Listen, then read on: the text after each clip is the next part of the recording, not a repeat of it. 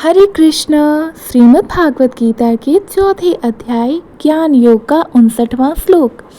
विषया विनिर्वन्ते निराहारस्य देहिना रजस्वर्ष रसो अपश्य परम दृष्टवा निर्वर्तते। इस श्लोक का भावार्थ है कि इंद्रियां विषय यानी कि भोग से दूर रहने पर भी उस व्यक्ति की उनमें रुचि यानी कि रस बनी रहती है, लेकिन जब वह परम को देख लेता है तब वह रस भी समाप्त हो जाता है। एक कथा राजा जनक की। मिथिला के राजा जनक एक महाज्ञानी और आत्मज्ञानी राजा थे। राजमहल में ऐश्वर्य, नृत्य, गान, सुंदर वस्त्र, सुगंध, सेवक, सुख सुविधाएं सब कुछ था। फिर भी वे कहते थे, मैं भीतर से पूर्णतः मुक्त हूँ।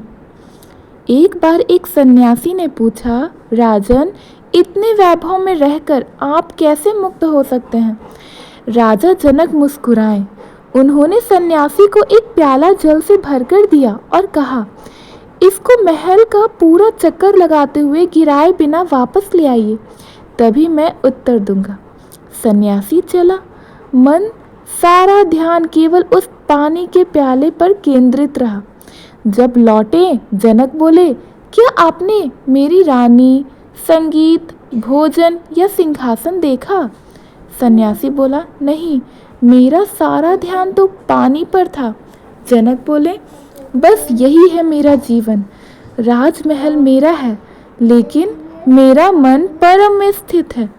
जिसने परम को देखा उसका रस भोगों में नहीं टिकता। श्लोक का संदेश यह है कि शरीर भले ही विषयों से दूर हो, पर जब तक मन आकर्षित होता है तब तक सच्चा संयम नहीं आता। लेकिन जब कोई परम सत्य का अनुभव कर लेता है तो विषयों का रस भी समाप्त हो जाता है। राजा जनक ने बताया, त्याग का अर्थ है मन की निर्लिप्तता, न कि केवल बाहरी दूरी। 60वां श्लोक। यततो हपि कौन्तेय पुरुषस्य विपश्चितः इंद्रियाणि प्रमाथीनि हरन्ति प्रसभं मनः। इस श्लोक का भावार्थ है कि हे अर्जुन, ज्ञानी पुरुष जब इंद्रियों को नियंत्रित करने का भरसक प्रयास करता है तब भी बलवान इंद्रियां उसका मन बलपूर्वक अपनी ओर खींच ही लेता है। एक कथा एक ऋषि और एक सुंदर कन्या की। बहुत समय पहले की बात है। एक प्रसिद्ध ऋषि हिमालय की कंदराओं में तपस्या कर रहे थे। वे अत्यंत ज्ञानी थे। उनके पास अनेक राजा सलाह लेने के लिए आते थे। एक बार एक सुंदर कन्या अपनी माँ के साथ ऋषि से आशीर्वाद लेने आई। कन्या की आंखों में मासूमियत थी और सौंदर्य में गंगा की निर्मलता। वह श्रद्धा से ऋषि को प्रणाम करने झुकी। जैसे ही कन्या निकली, ऋषि की साधना में हलचल हो गई। उनके भीतर विचार आया, यह कौन थी? यह रूप कहाँ से आया?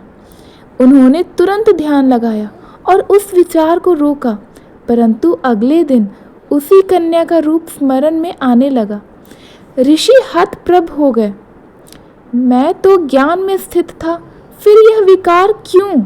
उसी समय उन्हें यह श्लोक स्मरण हुआ, बलवान इंद्रियां ज्ञानी पुरुष का मन भी जबरदस्ती हर लेती है। ऋषि ने उस क्षण से यह समझा कि ज्ञान के साथ भी सावधानी और जागरूकता आवश्यक है। उन्होंने इंद्रियों को जीतने के लिए मन की गहराई में जाकर साधना की और अंततः अपने भीतर परम का अनुभव किया। श्लोक का संदेश यह है कि इंद्रियां बहुत बलशाली होती है, केवल बाहरी नियंत्रण प्राप्त नहीं है। मन की गहराई में उतरकर जब तक पूर्ण आत्म साक्षात्कार नहीं कर लेते तब तक इंद्रियां अवसर पाकर मन को भटका सकती है। सच्चा संयम केवल त्याग नहीं, आत्म जागृति भी है। धन्यवाद। अगर आपको ये दोनों श्लोक का अर्थ हिंदी में समझ में आया तो प्लीज़ हमारे वीडियो को लाइक करें, अपने फ्रेंड्स फैमिलीज़ में शेयर करें और हमारे चैनल को सब्सक्राइब करना ना भूलें। राधे राधे। हरे कृष्ण।